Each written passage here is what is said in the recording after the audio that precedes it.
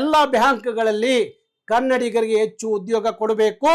ಮತ್ತೆ ಎಲ್ಲ ಬ್ಯಾಂಕ್ಗಳಲ್ಲಿ ನಡೆಸುವಂತ ಪರೀಕ್ಷೆ ಏನಿದೆ ಇನ್ನು ಮೇಲೆ, ಮೊದಲು ಹೇಗೆ ಕನ್ನಡದಲ್ಲಿ ಪರೀಕ್ಷೆ, ಬ್ಯಾಂಕ್ಗಳ ಪರೀಕ್ಷೆ ಕನ್ನಡದಲ್ಲಿ ನಡೀತಾ ಇತ್ತು, ಹಾಗೆ ಇನ್ನು ನಡೆಯುವಂತ ಎಲ್ಲ ಬ್ಯಾಂಕ್ಗಳ ಪರೀಕ್ಷೆಯನ್ನ ಕನ್ನಡದಲ್ಲೇ ನಡೆಸಬೇಕು.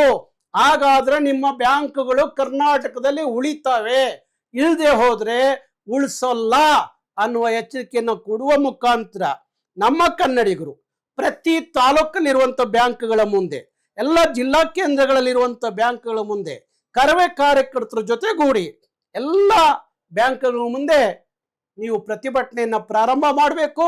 ಯಾವುದೇ ಕಾರಣಕ್ಕೂ ಇಂಥ ವರ್ತನೆಗಳನ್ನ ಸಹಿಸ್ಕೋಬಾರ್ದು. ಒಬ್ಬ ಸೋನು ನಿಗಮ್ದು ಕತೆ ಆದ್ರೆ ಈಗ ನೋಡಿ ಇಲ್ಯಾರೋ ಇನ್ನೊಬ್ರು ಶುರುವಾಗಿದ್ದಾರೆ. ಹಾಗಾಗಿ ಇದನ್ನು ಸಹಿಸ್ಕೊಳ್ತಾ ಹೋದ್ರೆ ದಿನಕ್ಕಿಂತಿಂತ ಇಂಥ ನಾರ್ತ್ನಿಂದ ಬಂದಂತ, ಉತ್ತರ ಭಾರತದಿಂದ ಬಂದಂತ ಇಂಥ ಪಾಪಿಗಳು ಈ ರಾಜ್ಯವನ್ನ, ಈ ಭಾಷೆಯನ್ನ, ಕನ್ನಡಿಗರನ್ನ ಹೀಯಾಳಿಸೋದು, ನಿಂದಿಸೋದು, ಅವ್ರ ಮೇಲೆ ದುರಾಂಕಾರದ ವರ್ತನೆಯನ್ನ ತೋರೋದು ಮುಂದುವರಿಸ್ತಾರೆ. ಒಂದ್ಸಲಿ ಇಡೀ ಕರ್ನಾಟಕ ಎದ್ದು ನಿಂತ್ಕೊಂಡ್ರೆ, ಇಡೀ ಕನ್ನಡಿಗರು ಎದ್ದು ನಿಂತ್ರೆ ಇವರು ಬಾಯಿ ಮುಚ್ಚುತ್ತೆ. ಇವರು ಗಂಟು ಮೂಟೆ ಕಟ್ಕೊಂಡು ಅವ್ರವ್ರ ರಾಜ್ಯಗಳಿಗೆ ಹೋಗ್ತಾರೆ.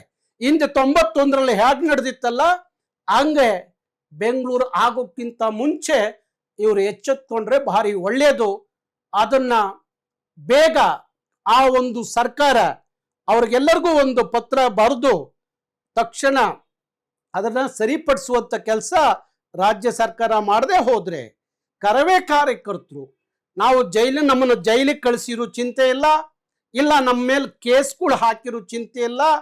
ಕಾನೂನು ಕೈಗೆತ್ಕೊಂಡಾದ್ರೂ ನನ್ನ ನಾಡಿನ ಮಕ್ಕಳ ಭವಿಷ್ಯ, ಬದುಕು, ಕನ್ನಡದ ಸಾರ್ವಭೌಮತೆಯನ್ನು ಉಳಿಸುವಂತ ಕೆಲಸವನ್ನ ಕರ್ನಾಟಕ ರಕ್ಷಣಾ ವೇದಿಕೆ ಮಾಡುತ್ತೆ.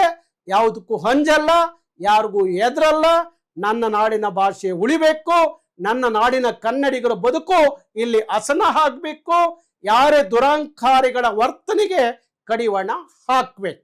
ಅದು ಕರವೆಯ ಪ್ರತಿಜ್ಞೆ.